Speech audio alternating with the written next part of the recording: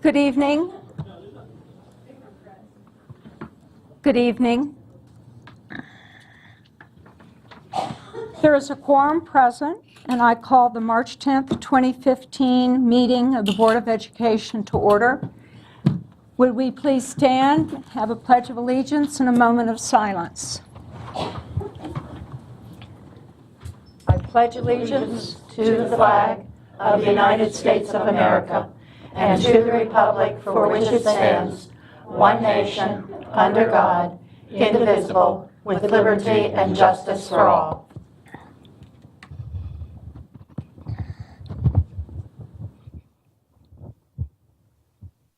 Thank you.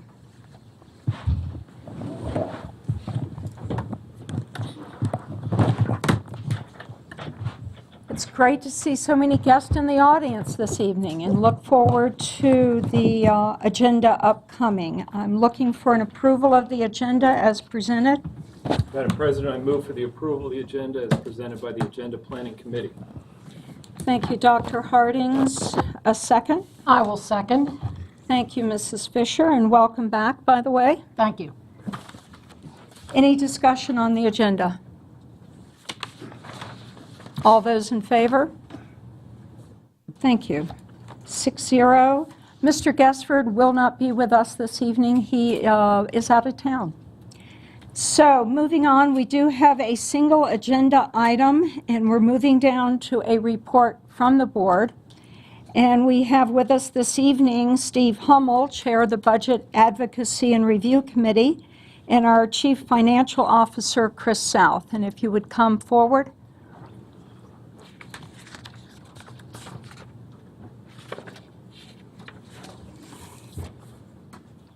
Welcome. Good evening, Madam President, Dr. Wilcox, members of the board. It is my pleasure this evening to introduce Mr. Stephen Hummel, Chairman of the Board of Education's Budget Advocacy and Review Committee. Mr. Hummel has been in the financial services industry for his entire career. He's extremely active in the local community and serves on various committees and boards throughout Washington County. Currently, he is the Senior Vice President for Branch Administration, Security, and Compliance with Columbia Bank. We welcome him here this evening to present the recommendation of the Budget Advocacy and Review Committee. And without further ado, I'll turn it over to Mr. Hummel. Okay, thank you, Chris. Good evening.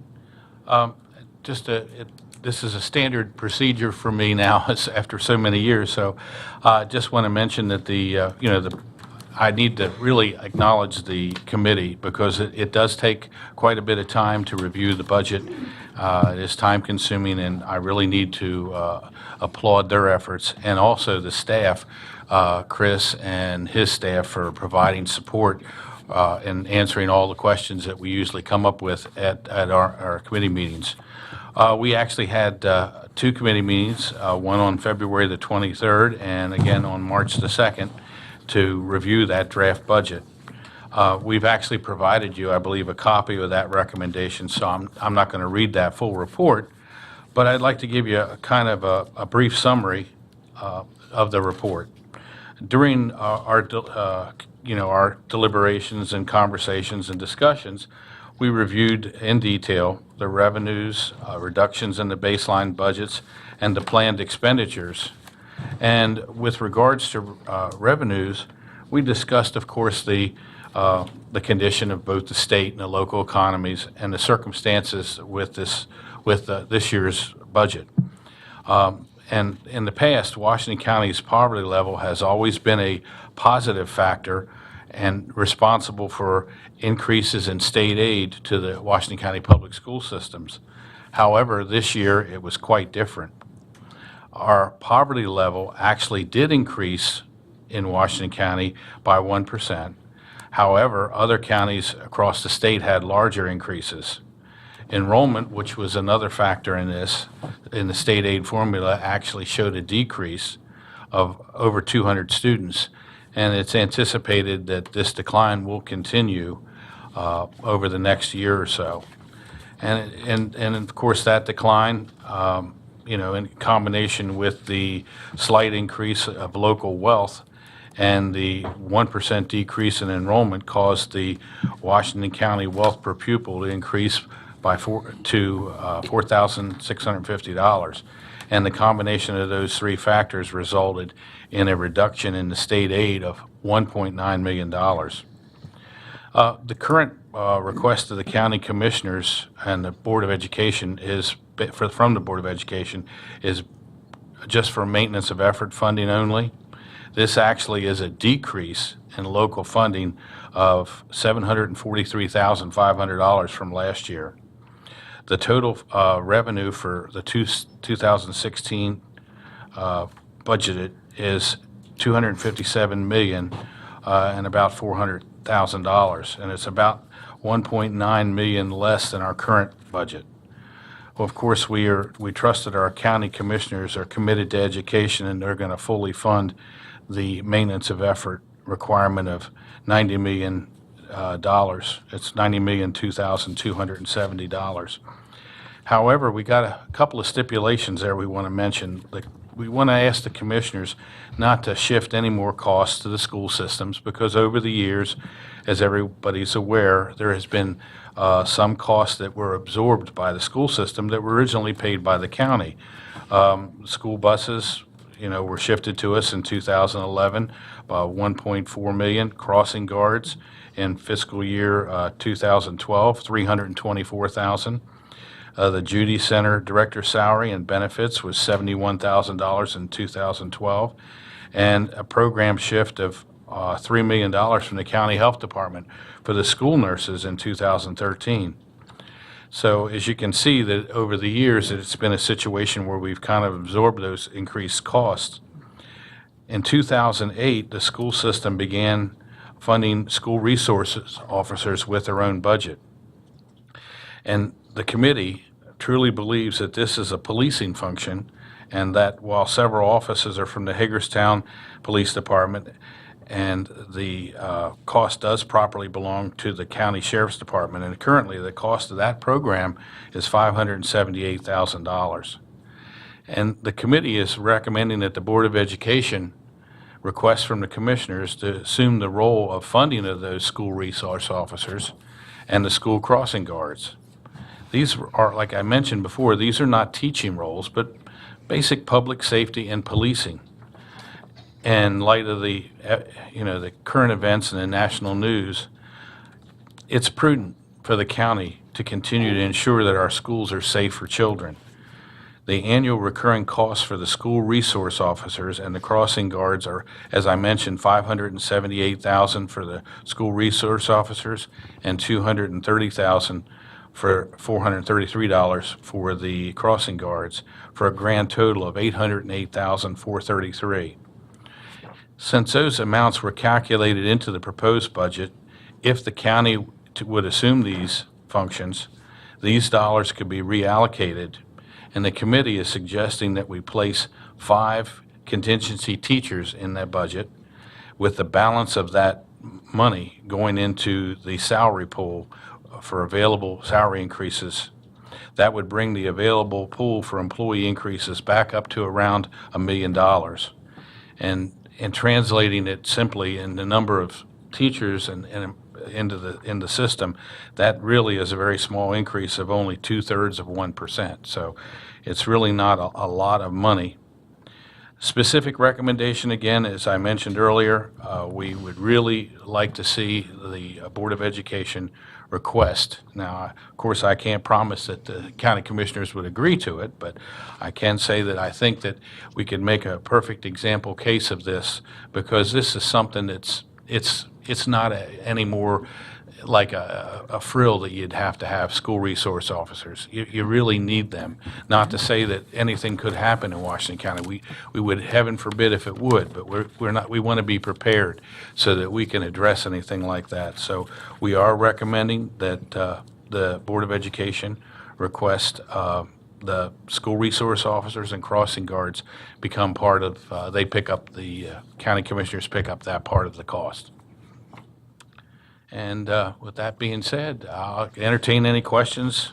And if you're going to ask me if they're going to take it or listen to our request, that's why I hopefully that there's enough people in the room listening or watching on television, or we'll see it in tomorrow morning's paper, that they'll also follow this request as well to the county commissioners.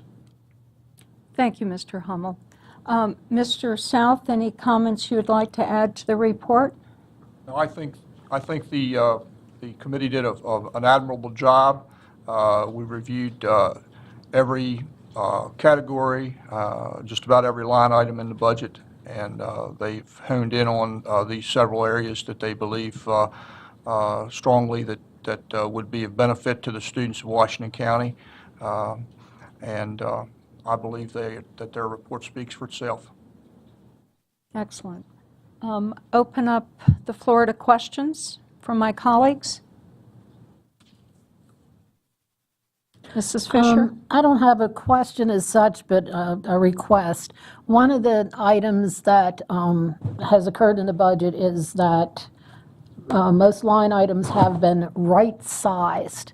When I first heard that expression, I didn't know what it meant, and I'm wondering if many of our listeners understand what it means to right-size a budget. I was wondering if you would explain that to our listeners tonight.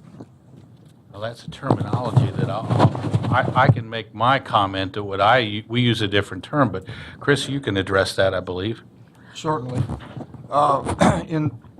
In the 2015 budget, the fiscal 2015 budget, which is the current year, as we were preparing that budget, we looked at every line item in the budget, and where there were large variances at the end of every year, we averaged the expenditures for the past 3 years, and we budgeted based upon those expenditures. Now, we did that as part of balancing the FY15 budget, took those dollars and used them elsewhere to provide needs in the current year budget. What that means is that we are very tightly budgeted at this point. There's very little places that we can find excess funds in our budget at this time. There was really only 1 or 2 large areas that large budget items that we did not balance or rebalance, and that the biggest one of those was the textbook line. And if you look into into the detail of the FY16 budget, which is the one that we're talking about this evening, you'll see that the textbook line is rebalanced to the amount of I believe it's $390,000. So there's not a lot of, I hate to use the word, but it's bantered around a lot. There's not a lot of fluff in this budget. Thank you. Typically, in most businesses, what they would do when you use the term right size, it's basically you would reevaluate that budget line item and use historical data to make sure that you're on target. And I think that's basically what Chris says. So. Thank you, sir. Further questions, Mrs. Fisher? Not right now. Anyone else? Mr. Ridenour? Quick one, please. Mr. Hummel, thank you so much for all the years. I mean, you've been doing this as long as I've been sitting up here, and it is greatly appreciated. I always feel comfortable when you give your report. I know how hard your committee works to make certain that everything is up to snuff, so to speak. In your opinion, does this budget show a fair balance between salaries and benefits, our people cost, and our costs for programmatic cost and other necessities that are included in this budget? Yeah, that's a very good question. What I will, as everybody knows, the biggest portion of this budget is people cost, and to address that, it's tough. I would like to say that we would like to have more dollars available for increases. However, that is limited. However, we do feel that it is properly allocated. Yes, so we're in agreement with that. That's why, of course, when we made the recommendation, the balance that's left over from if the county were to, award and pick up the costs of the school resource officers and the crossing guards, after we would take out and allocate the additional funds for, the 5 teachers, just to have, in case of enrollment spikes, those types of things, that the balance be placed back into that salary pool. So. And Chris, just to dovetail on that one, and when I was talking about that split between people cost and, right now, we are approximately 85-15. That's, pardon me, that's correct. Right now, if you look at the salaries and benefits of our employees, we're slightly above 75%. When you include the other personnel costs related to contractors, contracted services, and that sort of thing, what I'll call people costs approximate 85%. So when we're looking for places to cut without cutting people, we're looking at only about 15% of our budget.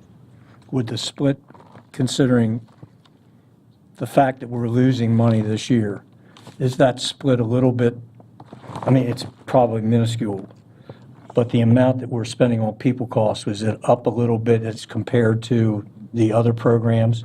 In other words, let's just say 85.1 versus 85.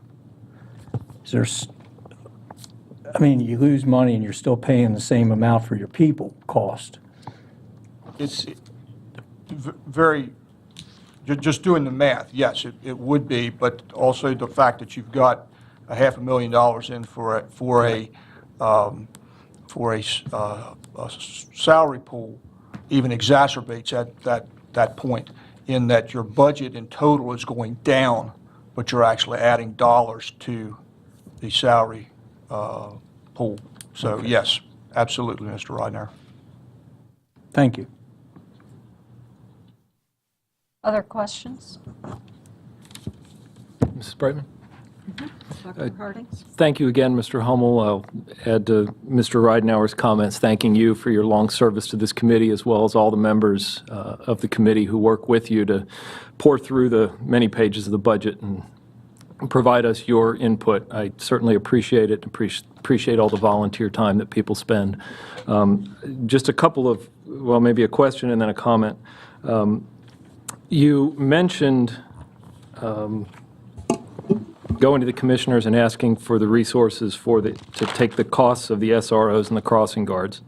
And you also mentioned, and this is my characterization of it, not yours, but that if those extra resources were available to us, what your or the committee's top priority would be to use those resources. And those are increasing the salary pool and the 5 contingency teachers. I'm going to ask the question in somewhat the reverse way, and if the committee didn't address this, then that's fine. But if we weren't able to get any more resources, and if you had to carve out another $500,000 from this budget to make available for other purposes, do you have a sense of where you and the committee would recommend going to get those resources? No, I'll be honest with you, no, we really didn't discuss that. We were counting on the fact that that would be another committee meeting, which we could probably have and discuss that, but we really hadn't particularly came up with that. I mean, there was a lot of discussion around initially just saying, well, this is what it is and this is what it will be. However, none of us felt that we should take that stance because we were moving in a positive direction and we want to keep that momentum going. So the consensus was to ask for the county to pick up the cost of the crossing guards and the school resource officers. Okay, so if the board were to decide we couldn't get any money from the county and we wanted $500,000 for some other purpose and had to find it within the existing budget, that's not really a discussion you had as a committee? No, that's correct. Okay, thank you. I guess the last thing is a comment. What I appreciate about your presentation and what you've brought to us all of us would like to have more resources. And all of us have things, I'm sure, that we would like to do within this budget that probably we can't do because of the limited resources that we have available to us.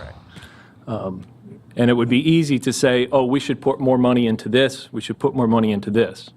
But on the other side of that ledger always is, where are you going to get that money? It either has to come from some sort of cut to something else, or it's got to come from new resources. And what I appreciate that you've done is you've told us where you think we should put more resources, where you think we should go to get those resources, and what the dollar amount is that's connected to both sides of the ledger. So thank you for that, because by law, we have to submit a balanced budget. Absolutely. And as I said, there are things I would like to spend more money on. But if I want to find the resources to do that, I have to cut something, or I need to find extra resources someplace else. So I would just encourage people, as they give us feedback on the budget, to keep that in mind. It's somewhat like a household budget. If your household budget is balanced and you decide you're going to eat out an extra day a week, you either got to find a way to make more money, or you have to cut from somewhere on your expense side. Or if you have a fixed cost that's going to go up, if your property taxes go up because your home assessment went up, you have to either find more resources so you can pay that, or you have to cut someplace else within your household budget so that you can make ends meet.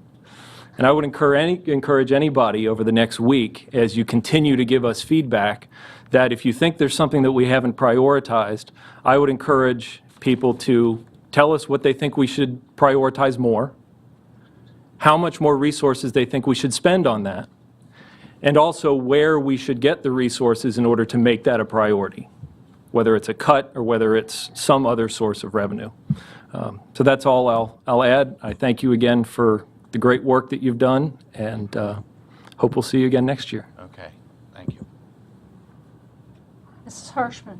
I would just like to see a recommendation in the event that the county commissioners do not come through for us. So if there's some way that you can regroup and maybe come up with maybe an alternative, that would be fantastic. Thank you very much for your work. Okay. Mrs. Fisher.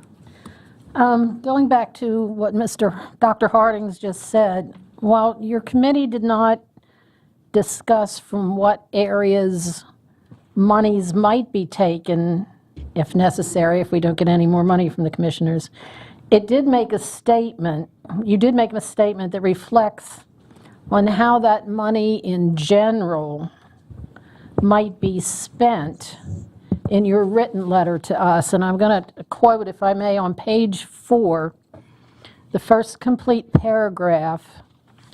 You say, and this is the last sentence of that paragraph, the system needs to prepare itself for renewed financial challenges by maintaining physically conservative practices that will allow for future flexibility.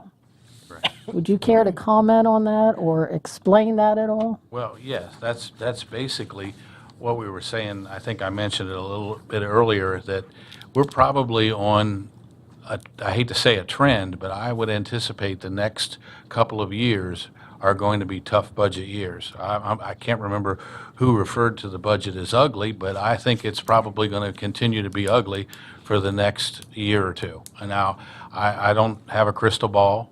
I'm not an economist, but I can see the writing on the wall, and I imagine that, the county, just like every state and every agency and every board, they're really going to have to, watch their pens and pencils, so to speak. It's something where you're going to need to continue to prepare ourselves for, financial challenges. As we've discussed, I've been involved with the budget process through many good years, through the Thornton dollars. Actually, it started with the bad years, and then we had the good years, and now we're going to get back into some lean years again. And we do need to be prepared for that. So that's basically what that statement means, is that there probably is going to be some continued shortfalls. Thank you. The last part of that again, physically conservative practices that will allow for future flexibility. To me, that means not locking ourselves into expenditures that we have to continue. That's true as well. Yeah, that's as well too. And that's hence the suggestion that we made that with the, convincing, and talking with the commissioners and getting them to pick up the cost of the school resource officers. So that's something, and the crossing guards, that's something that the Board of Education wouldn't have to continue with. That would be their responsibility. Thank you. More questions? Seeing none, I'll take a couple, if that's all right.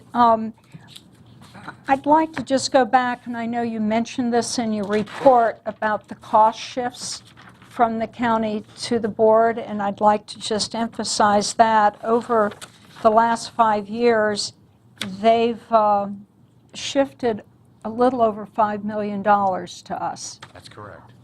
At the same time, when I look at our fiscal year 2015 budget that we're in right now, the state is picking up, basically, of our operating budget, the state pays 62.9%, whereas the county is 36.6% of our general fund budget.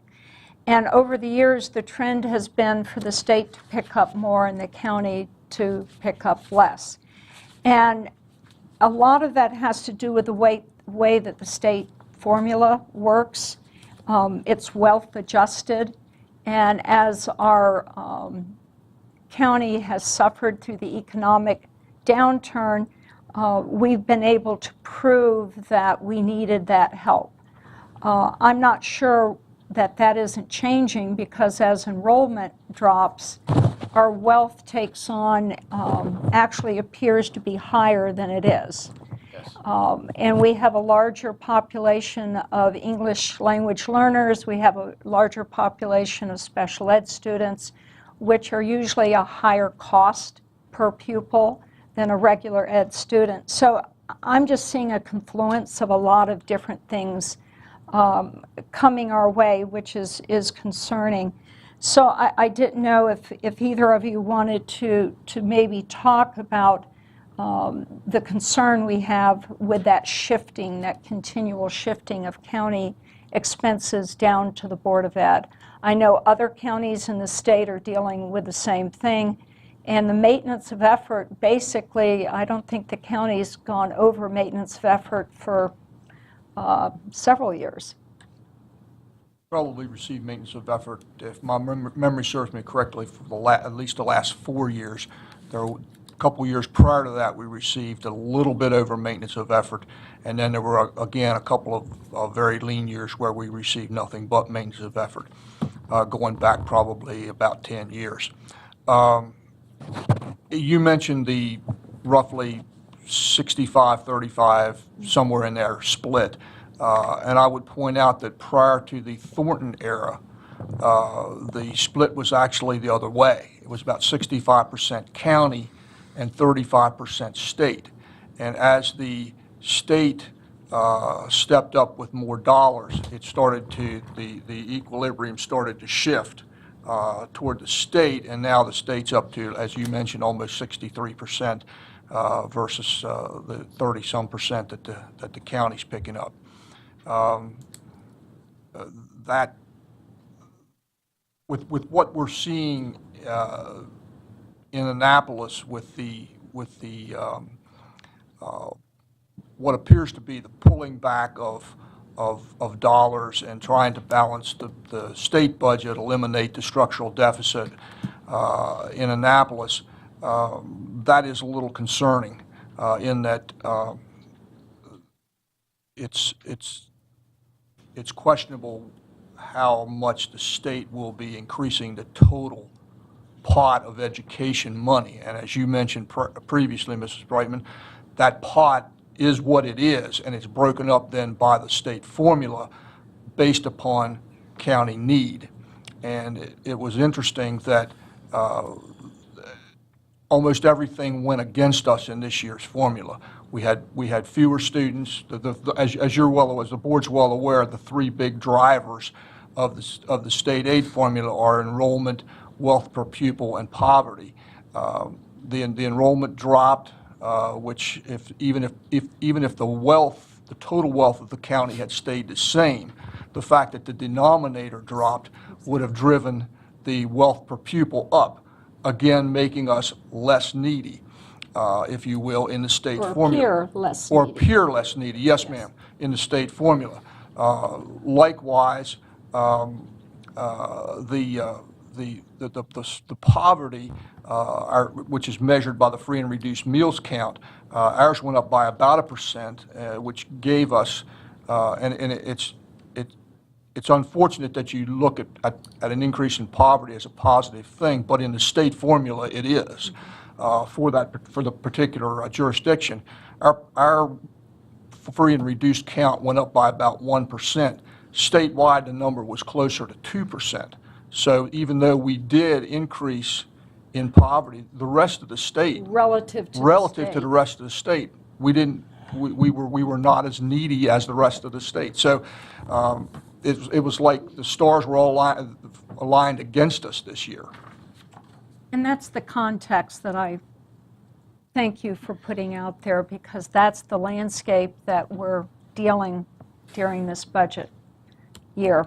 And Mrs. Brightman, just so I wanted to mention this too, and this is something that's not to be proud of. We're talking about poverty, but we're almost at 50%. It's 49.4, and I think that the people listening to this presentation or even in the room aren't aware that number, that we're half of the students in the county are in the poverty number, and that's nothing to be proud of.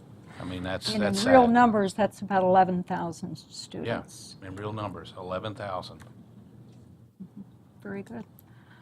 All right, one more pass around for my colleagues. Mrs. Williams. Yes, thank you. Mr. South, I think I heard you say that in the past decade, the commissioners have given us above maintenance of effort once, perhaps? I believe it was 2 years. Now, 2 years? 2 years, I believe it was about $1 million each of Okay. those 2 years. And was that because we had gone to them and made the ask, or did they find money that they had and they came to us and said, do you have needs? Could you use this extra money? Quite Do honestly, you recall I that? really don't remember, Mrs. Williams. I'm sorry, I really don't remember. I remember one of them definitely was we asked. We asked? We asked, because I actually would have been at the board hearing and was part of that ask. So I do remember that one. I can't say for both, but I do remember You the do? one definitely was we asked. Could I ask another? So you remember that one? I remember one. Okay. So in those 10 years, how many times have we, as a board, made the ask? How many times have we gone to the commissioners and said, these are lean years, we have some real needs in our system? Can you recall? I do not recall. Okay. But we have done that? Mrs. Williams, just a point of information. There were several years where we have asked the commissioners to absorb certain things outside of maintenance of effort, And that's the point. and they did it. There were a couple of years, I believe, Chris, where we did that with school buses. That's correct. And some other things. So, and again, I mean, they're looking at their numbers saying, okay, if we can do that this year because it's outside of maintenance of effort, the number that we'll need the following year is not going to be impacted. If we added $1 million on the maintenance of effort, they're obligated to that number. And remember, too, that since, when did Thornton come? It was about 2006, 7? Earlier than It that. was before I that. thought it was Maybe before that? 2002 2 or 3. four. Yeah, we've had very few lean years since Thornton. Very few lean years, so to speak, nothing like this. I mean, we've had years where it was a little tighter. We had to look a little closer at what we asked for and what we decided to spend. But Thornton changed the ball game, and I think one of the things that we have, when we're looking at percentages in this particular case, what is it, 60-something for state? 62. 62 versus 38 for the county, whereas it was the other way around. We're still getting more dollars from the county than we did, significantly more dollars. That's correct. It's just the percentage changed, and all that was Thornton. The enrollment in that. All that was Thornton. And the other thing that we have to take in consideration as we go to the commissioners, or if we go to the commissioners, and the 49% impacts them as much as it does us. Their dollars are shorter because they're suffering too. Fewer people are buying homes. Fewer people are starting businesses. Fewer people are doing those things which put dollars in the county coffers. So they've got their own set of issues. So it might sound easy to go to them, but, like I said before, I will go with whatever this group decides to do as far as going to the commissioners is concerned. But I wouldn't hold my breath for a long period of time that they're going to be in a position to, number one, add to maintenance of effort, or even have the dollars to give to us. We'll ask, but it's going to be a tough ask. Mrs. Williams, did you finish your thought? I did, thank you. Okay. On that same point, the $1 million that you asked for and we received, was that inside maintenance of effort or outside maintenance of effort? Did it increase the base, or was it a one-time? Do you recall? I don't really recall. I think that it was outside. I don't think that it did. Do you, I'm not Chris? sure we've ever had inside, have we?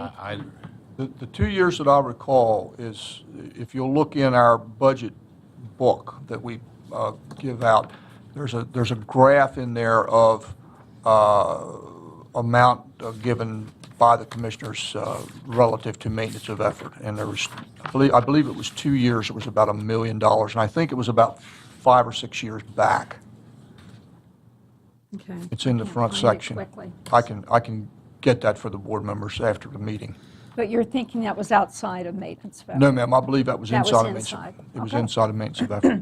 Very good. Last call for questions.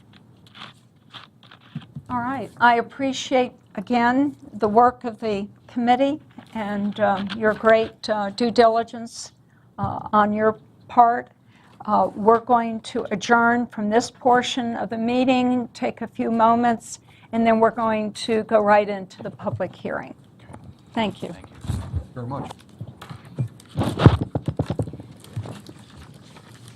Do any of you need breaks?